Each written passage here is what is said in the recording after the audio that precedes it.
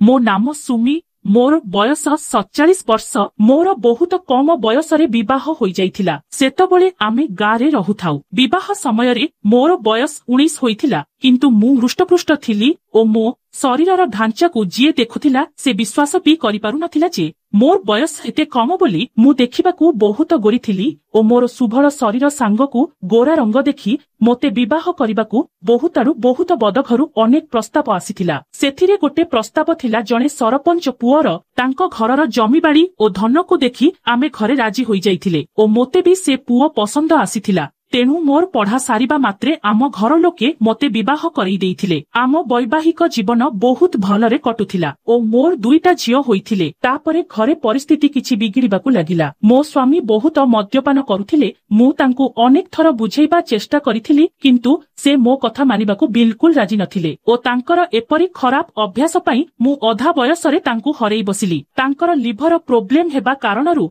तांकर मृत्यु होईगला। सेतबेले घरे केवल सासु ससुर मु ओ मोर दुईटी छोट झियो थाउ मोर बयस भी एते अधिक होई नथिला। मु इच्छा करिथिले आउ गोटिए अन्य जगारे पुनर्विवाह करि परिथांती। मोर सेतबेले जौवन बयस भी थाए किंतु मोते मो दुई झियोंकर चिंता थिला। सेमानंकु पढ़ेई बड़ करी भल घरे विवाह करैबा मो पई गोटे सबुठु बड़ दायित्व थिला जेउथि पई मु मोर जीवनर सबु सुखकु मो झियो ओ परिवार पई उत्सर्ग करि देइथिली। मोर एपरी बयसरे मो स्वामींकर देहांत परे निजर सबु आवश्यककु पूरण करिबा बिना बंचिबा जे केते कष्टकर होइथाय ताहा मो ठारु केही अधिक जानि नथिबे। सौभाग्य बसतः मो स्वामींकर परिवार लोकंकर किछि जमीबाड़ी थिला। पिलांकर पाठपढ़ा ओ भविष्यत पई जाहाकू बिकी आमे सहर रे गोटे भल घर किनिनेलु ओ बाकी टंकारे आम जीवन मेंटेइबाकू बैंक रे फिक्स डिपोजिट करी भविष्यत पई रखिदेलु। मु भाबुथिली सहर रे किछि गोटे छोट चाकरी करी निजर खर्च चलैबाकू किंतु घर ओ पिलामनकू अवहेलित अनुभव करिबाकू मु आदौ चाहुथिली। सेथिपई जेतिकी टंका आम पाखरे थिला सेतिकी टंकारे आम घरे चली जिबाकू मु स्थिर करिनेली। किंतु सहर भली जागारे घर चलैबा सहित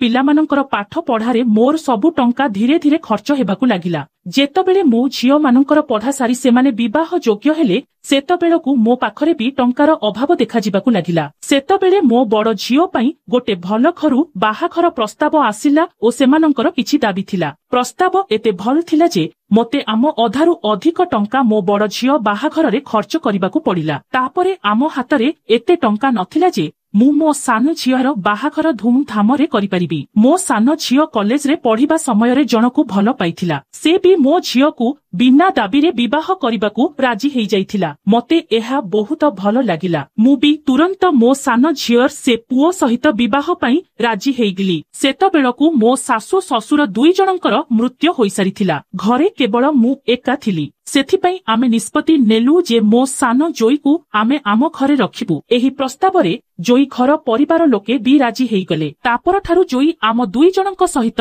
आम घरे रहिबाकू लागिले। जोईंकर एपरी स्वभाव बिना दाबी रे विवाह करिबा ओ निज घर को छाड़ी आसी आम घरे रहिबा ए सबु देखि मोते मो जोईंक प्रति भल पाइबा अधिक बढ़ी जाइथिला। मु आम जोईंक बहुत अधिक ध्यान रखुथाए तांकर कोनोसी अभाव रखु नथिली। जेबे जा दरकार थिला सबुकू पूरा करिबाकू मु यथा संभव चेष्टा करुथिली ओ से भी मो प्रति अधिक भल पाइबा देखाउथिले। मो झियो ओ ता स्वामी दुई जनक भितरे संपर्क भी बहुत भल थिला। से खुशी खुशी रे जीवन बिताउथिले। आमु जोई गोटे कंपनी रे सीनियर एक्जिक्यूटिव पदरे चाकरी काउथिले। तांकर दरमा भी बहुत भल थिला। गोटे वर्ष भितरे मो झियो तांकर फैमिली प्लानिंग करिबाकू प्रस्तुत होई जाइथिला ओ से एही दिगरे दुई जण आगकू बढ़िबाकू स्थिर कले। तापरे किछिने परे मो झियो प्रेग्नेंट हेई गला ओ से समय रे मु तार सबु जत्न नेउथाए। मु सबु बेले तार पाखे पाखे रहिथाए सबु कथा बुझुथाए। मो जोई भी एहा देखि बहुत खुशी थिले जे मु से दुई जनकर सबु ध्यान रखिबा सहित घरर सबु काम भी करि देउथाए। एही समय रे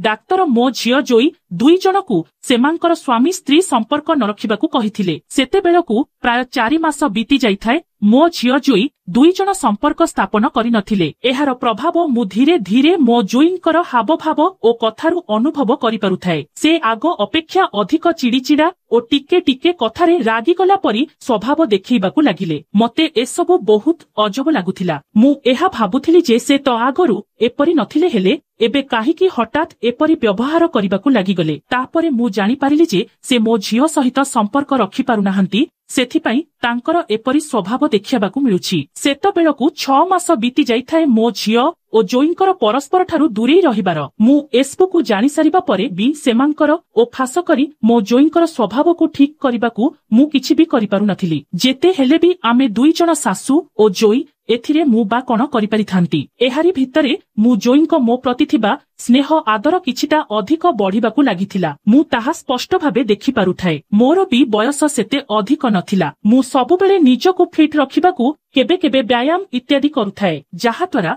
मो शरीर फिट एवं सुंदर थाए। जेपरी जणे 35 वर्षीय महिला परी जोईंक मनरे कोन थिला ताहा त मु टिके टिके आभास करि पारुथाए, किंतु से विषय रे ना मु केबे भाबुथाए ना मु भाबिबाकू चाहुथाए। मो निज हातरे मु मो झियोर ससार भांगिबाकू चाहुनथिली। दिने राती 12टा बाजी जाइथिला हेले जोई घरकू फेरी नथिले। से साधारणतः ऑफिस काम सारी राती 9टा सुद्धा घरे पहुंची जांती, किंतु सेदिन से एते राती जाए घरकू न फेरिबारु आमे दुई जण टिके व्यस्त होई पड़िथाउ। किंतु मु मो झियोकू कहिली तोर देह भल नाही, तेणु एबे तू किछि खाइकी सोईपड। मु देखुची जोई काहीकि एते राती जाए घरकू फेरी नाहंती। सेतबेलकू आमे तांकू 10 थर कॉल करि सारिथिलु हेले तांको फोन स्विच ऑफ थिला। तापरे मु झियोकू मेडिसिन देई ताकू सोईबाकू देली ओ मु जोईंकर अपेक्षारे रहिथाए। राती प्राय 12:30 समयरे आम घर डोर बेल बाजी उठिला। मु दौड़ी जाई कबाट खोली देखिली जे मो जोई अर्ध बेहोसी अवस्थारे दुआर मुहरे छिड़ा होइछंती। से निज पादरे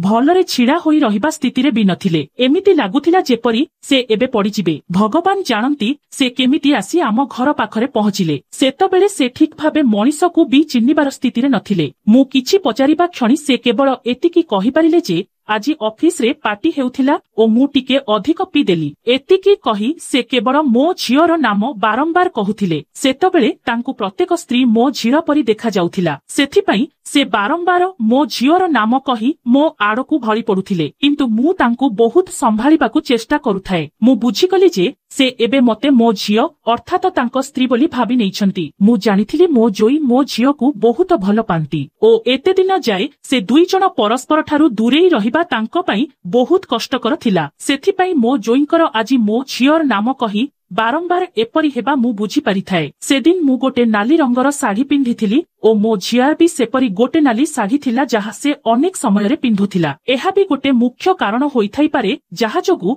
तांको मनरे एपरी भूल धारणा सृष्टि हेइथिला। जे कोनोसी प्रकारे मु जोईंकू आम घर भितरकू नै आसिली ओ तांकू तांको कोठरी भितरकू नै गली। सौभाग्य बसत सेतबेलकू मो झियो गभीर निदरे सोई जाइथिला। से अनेक दिनरु जेबे ता देह खराब हेला सेबेठारु मो झियो ओ जोई दुई जण अलगा अलगा कोठरी रे सोउथांती। जेतबेले मु जोईंकू तांको कोठरी रे थिबा खट पाखकू नै गली सेतबेले किछि गोटे अजब घटना घटिला, जहा मु केबे कल्पना भी करि पारि नथिली। से कथा भाबिला बेलकू मो देह मन भितरे अजब प्रकार करेंट खेली जाउछि। सेतबेले मो जोई मते मो झियो भाबी मो सहित जबरदस्ती खराब काम करबाकू चेष्टा कले। मु बहुत प्रतिवाद करुथाए, किंतु से सेतबेले निजर होशर नियंत्रण बाहरकू चली जाइथिले। मु सेतबेले बड़पाटी करबाकू भी चाहुनथिली, कारण मो झियो एपरी अवस्थारे से पुणी निदरू उठी एसबू देखिकी ताकू बहुत कष्ट लागिबो। एहा भाबी मु निजे एका ही एसबू स्थिति संभाळिबाकू चेष्टा कली, हेले मोर अनेक प्रतिवाद सत्वे भी मु मो जोईंक सामनारे निजकू हार मानिबाकू बाध्य हेइगली। सेतबेलकू स्थिति नियंत्रण बाहरकू चली जाइथिला ओ जोई निज सीमारू बहुत आगकू चली जाइथिले। मोर अनेक प्रतिवाद परे भी शेषरे ताहा घटिला जहा आपण कल्पना करि पारुथिबे। तांकर अनेक दिनर इच्छा ओ भोककू से चरितार्थ कले। तांकर एपरी कार्यक्रम 2 घंटा जाय चलिला। तापरे मु तुरंत से कोठरीरू बाहरी मो कोठरीकू चली आसिली। एते वर्ष परे एपरी किछि घटिबा मते किछि समय पई भल लागुथिला, किंतु मते बहुत अजब लागिबा सहित खराब लागुथाए। परदिन सकाळे जेबे जोई निदरू उठिले तांकर स्वभाव बिल्कुल साधारण थिला, सबुदिन परी जेपरी किछि घटी नथिला। मु तांकर एपरी व्यवहार देखि बुझी जाइथिली जे जहा घटिथिला